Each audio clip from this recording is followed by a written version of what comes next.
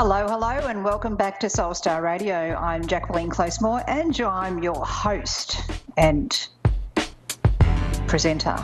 So I just wanted to say hello and get started with the show, and what an interesting old week it's been. I think what we need to do is just remind ourselves that Mercury retrograde happens 3 times a year for about 3 weeks of the year, and really Mercury retrograde people will tell you it's 28 weeks of the year because they're just constantly in a retrograde, which, you know, I've got Mercury retrograde in my chart, but don't worry, I don't say that. So what is Mercury retrograde if you haven't heard me banging on about it before? Mercury retrograde is, well, some people see it as things going backwards, but really what happens is Mercury goes, do you know what? I think I've done quite enough for now. And a lot of planets do that. They sort of say, let me just think a minute. I'm not going anywhere. I'm just going to stay back here. But what happens is it goes back, retrograding back. So you find that the planet goes from, say, 15 degrees to 14 to 13 to 12 to 10 and possibly back into another sign and then back again, just come on back. So it's really interesting as to sometimes what degree and of what sign Mercury goes retrograde in, which I actually haven't looked up because I'm very naughty. But I will have to put that up on Facebook at a later stage this week for you. But Mercury retrograde, what is it? So Mercury is a planet of communication. It rules Gemini and Virgo, and it's also, when it goes retrograde, that's where it can get really interesting. Now, Mercury retrograde, as I said, it happens 3 times a year for about 3 weeks at a time. Most psychics start to feel it about 2 weeks before it starts hitting. We kind of get an advance warning system going. But it's always happening without fail around about the whole Festivus season, you know, that Christmas, New Year fun. And so what you find is with Mercury rules communication, short distance travel, the internet, electricity to some lesser degree, but more when it's to do with communications technology involving electricity, printers, servers, your phone, your car, new business and new contracts and communications around that. And when that goes retrograde, it's kind of really interesting because you get to look back over choices you've made in the way you've spoken or not spoken, and even the way people are speaking to you and communicating with you. And, you know, is that deal, is that contract quite right for me? And really having to check it twice, a bit like Santa with his list of who's been good and who's been naughty and who's been nice, and whether you get, in fact, a piece of coal instead of a gift. So it's kind of interesting, when you look at the traffic. So we sort of talk about short distance travel, and when we've got the traffic and we're dealing with Mercury retrograde, I would just suggest leaving a lot earlier than you need to and cruising through the traffic, taking your time. I always have a general rule for myself of, if I am going to an airport, to have really good travel insurance if having to travel during a Mercury retrograde. And it's not that it will happen, but if I don't have the insurance, it probably will happen.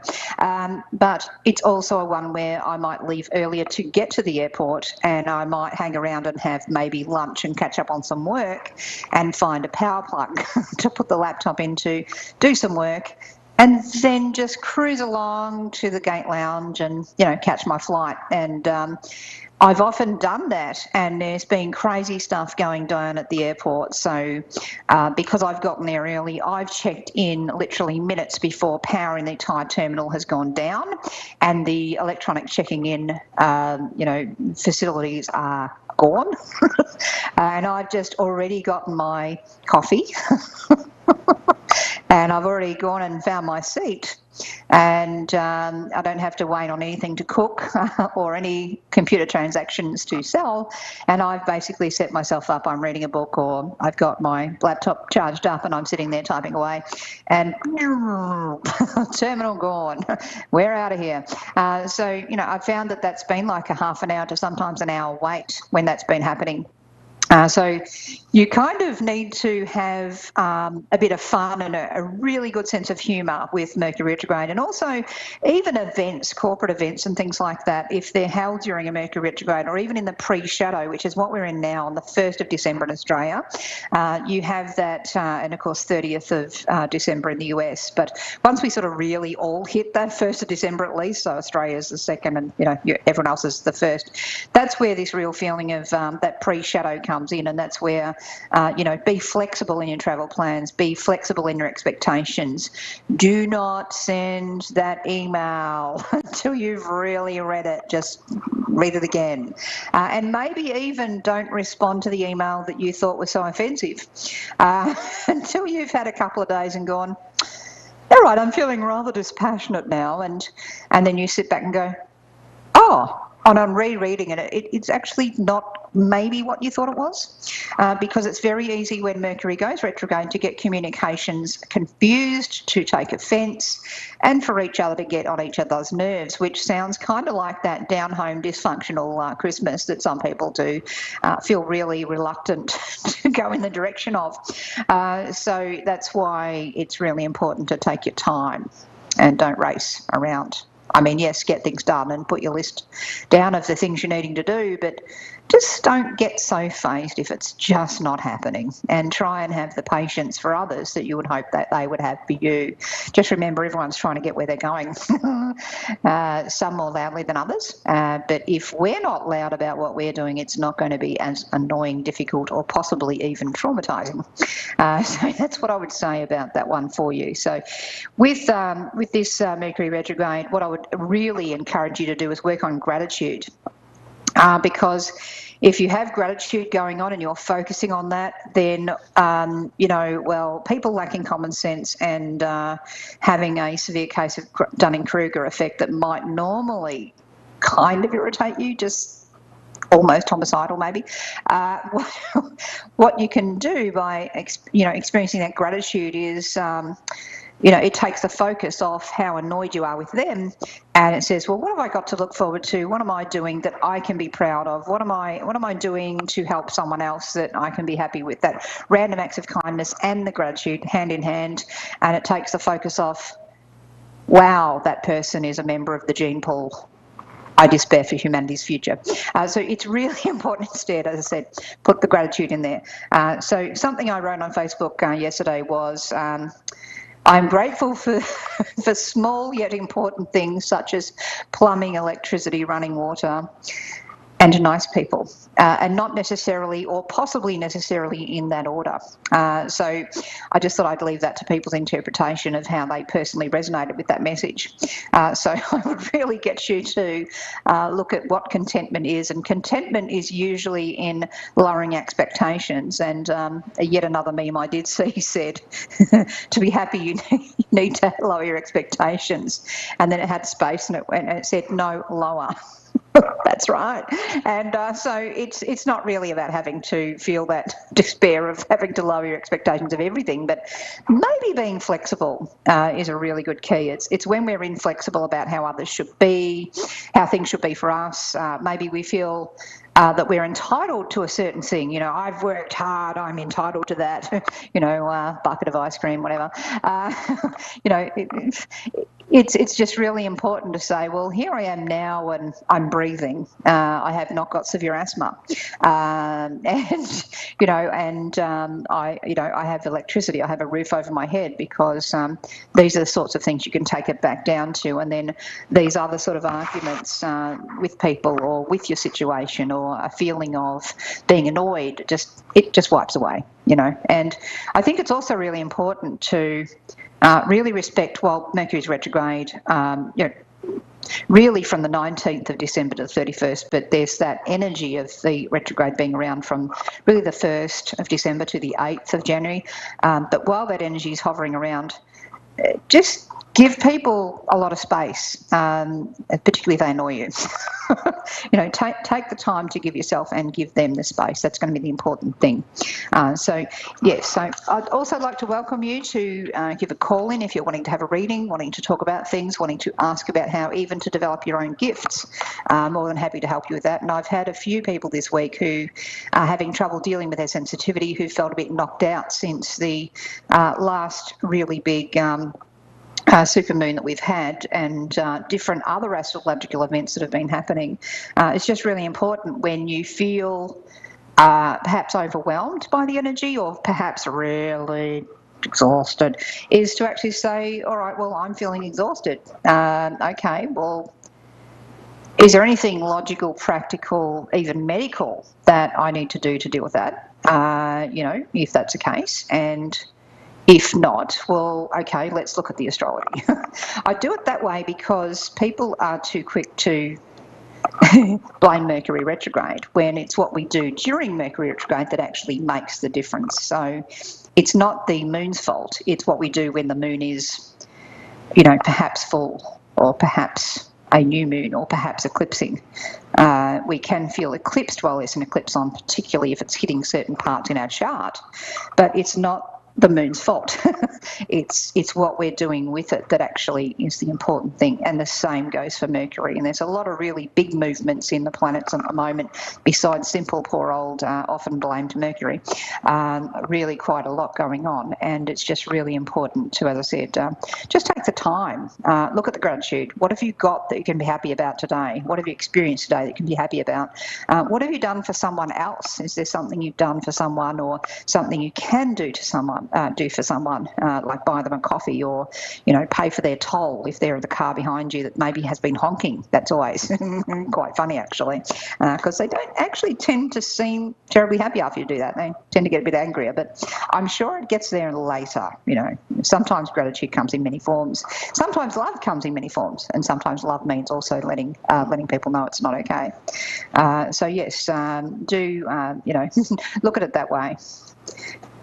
And that's what I would say for you. So when we sort of look at the energy of colours, and particularly at this time of the year, it's really good to look at not just the joy of Christmas, but some people are going to be feeling kind of the deep grief. And some people, they're not even in the Christmas culture, and they might be feeling grief for a whole range of other reasons. It could be that they're feeling a bit left out in society, or that they feel, that they're kind of Christmased out. So it's really important to kind of, to be able to celebrate and have fun your way, but just you kind of don't put it in everyone else's face if that's not what they're sort of comfortable with. And I think that kind of sensitivity is handy. It's not about a politically correct or incorrect society. It's just about being, open to that sort of thing. So that's what I would really look at it as being. And there we go. So we've actually got... We've got a caller. We've got Zana in Sacramento, California, and in good Mercury retrograde pre-shadow fashion, I couldn't see the comments box that told me that. I just went, I'm actually missing something. And there it is. We have Zana in Sacramento. Are you there, Zana? Hi, how are you? I'm really good, and I'm glad I found you. Thank you so much for your call, and welcome onto the show. Now, in order to do a reading for you, I usually use the date of birth as kind of like a key in the door, if that makes sense to you. If I could ask your date of birth, if that's all right. 7/28/1984. Oh, lovely. So I do feel as if we've got a lot of change going on with you, and you're having to be mindful of your step. And I seem to use that, Zona. I seem to be using this mind your step thing with you. So whether there's been the need to ground more, or whether you've been having to kind of look at, literally your feet and ankles and lower legs in some way. But I would just kind of look at how how we can ground and how we can focus on, what's actually supporting you, what's holding you up, and what's getting you moving. To me, that's going to be an important sort of factor in this. Next year is going to be a massive year in being able to step forward. You may have felt this year as if you haven't really been able to, get much moving per se, because it's like a lot of big ticket items you're having to take care of and take attention to, if that makes sense to you. Was there a question you wanted me to look at for you today? More of job-wise. Do you see something in the near future? Yeah, I do, and that must be this stepping forward stuff. To me, I do think we've got a lot to look forward to. I do think, however, it just feels like you've been really having to deal with stuff, on a very big and more personal front, in and around dealing with that's kind of taken away from your ability to explore new options anyway, and you've kind of been a bit caved in there, locked in there is the right word. And, it's like we have to kind of be allowing for that, which is what you've already done. And to me, yes, you'll absolutely step forward here. I'm really excited about the new opportunity because it's like you finally get to put your skills to use, because I feel as if that hasn't been the case. It's as if we haven't been able to take advantage of opportunities that really reflect what you can do and really open up your potential and explore it further. So to me, it's like, yeah, and just really, it's been quite disheartening, and I do feel at times you've felt a bit down about that, and I do feel you're absolutely in the right frame of mind now to be able to step forward into this, and I do feel like I'm looking at the next couple of months when I've got an offer going on. To me, I'm looking for the time of the year, and it's always kind of hilarious when I'm trying to tell what time of the year it is when I'm dealing with someone in the other hemisphere. So I know it will be very hot here in Australia, so we're dealing with January, February, and I'm having to use that as my frame of reference because it's definitely not going to be quite so hot there. So I'm sort of,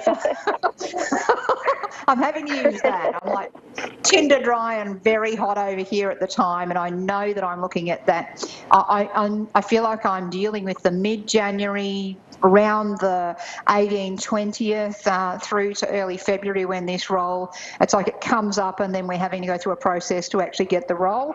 And oh dear.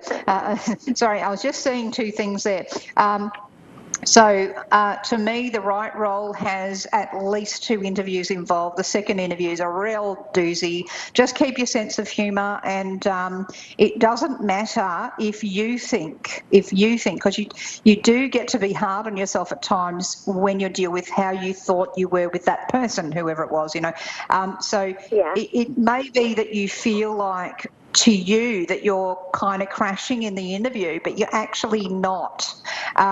You need to not be self-conscious, particularly in that second interview. And I would go into it with the attitude of, do you know what? I'm all right. I'm doing fine. I'm good at the job. I can do this. And I'm just going to laugh later about what that interaction that just happened. It's like they're asking you a question and it's like you run out of gas and you're like, oh, like this. And I was like, and then something comes out and it's like, oh, I don't say that. I would really take humour in that moment, when this happens. Just take humour in that moment and they'll actually love you because you're able to just go, oh, well. So don't sort of get all, oh, no, I've blown it, this is over, I'm giving up, I'm just going to sink into my seat now. Instead, when this happens, and I can't describe it any further to you, but when this happens, you've just got to sit there, take a deep breath and go, yeah, that kind of bombed, didn't it? Like make a bit of humour out of it in some way. It's so funny because that's all I've been thinking is like, I know if I keep applying, something will come up. All I'm worried is about the interview.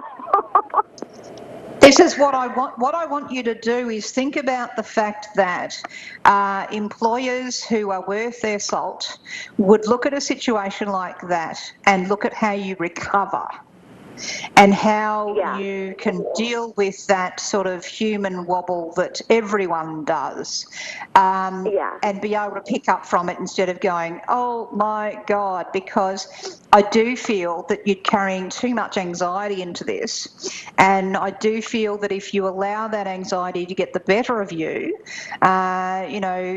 that's where you lose. So it's kind of like when you're on stage and you drop the instrument, or you forget a line, or you miss a step in your dance routine that you've practiced 1,000 times really well, and the 1,001st time it's really flopping for you in that moment.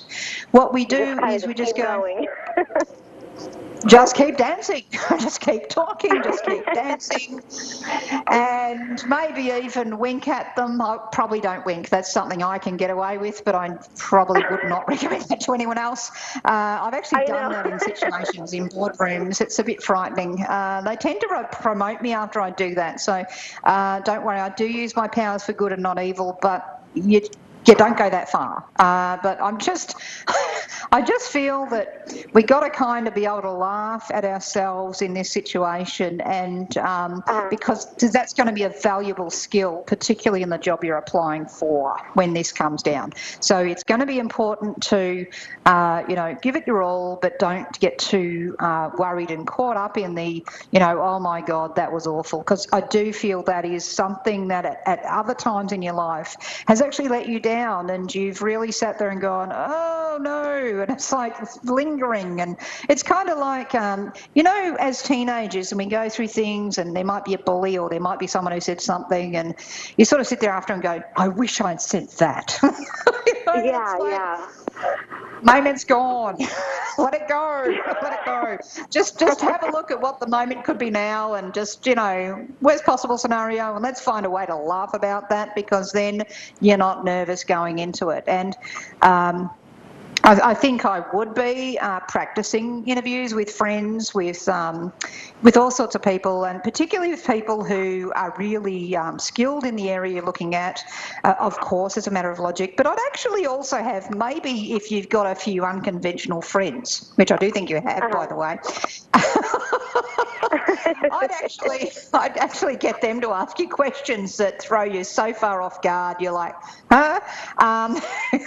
Because I told my sister, I was like, you know what, maybe you need to come over, because she's a really open person, and I know she will catch me off guard asking me questions. So I was like, come prepare me. That's it, because that's the perfect scenario for you, because then, I'll tell you what, those nerves, what are they after that? It's a bit like when people have children and the doctor goes, oh, I hope you don't mind me looking at your tummy, and it's like, sweetheart, I've had 2 children, I've got nothing to hide. So it's kind of like being able to be really comfortable with yourself here. That's the important thing.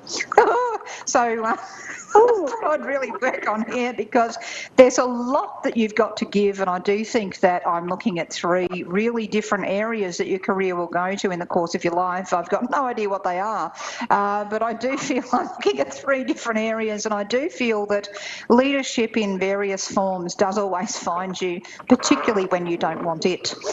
So it's really important sometimes to step up into that, even though it may not be something you feel so comfortable with some of the time, because you feel self-conscious about whether or not you've got enough knowledge. Have you noticed that people who tend to know the least actually tend to be the ones out there doing it loudly?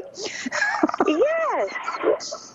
Yeah, right. The one thing they've got that's different with you is confidence, maybe possibly too much of it. But the thing is, they've got confidence, and they're willing to give it a go. And it's not that those are the only people who are going to get the opportunities. It's that they're putting themselves forward for them, and they're emanating that confidence. So this is where the talking to the really open, unusual people and getting them to interview you with the craziest questions and throwing you right off guard a million times will actually really help you develop that self-confidence, not just for the job, but also with being comfortable in the skin you're in, because this is also going to help you in a whole range of personal areas, not just work.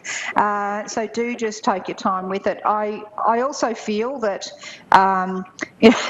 there's some rather interesting job applications celebrations over the Christmas period, that's for sure, but not quite what you're looking for. And I do think that that's where I got the, you know how I was saying about the two messages at once before? That's where I was really,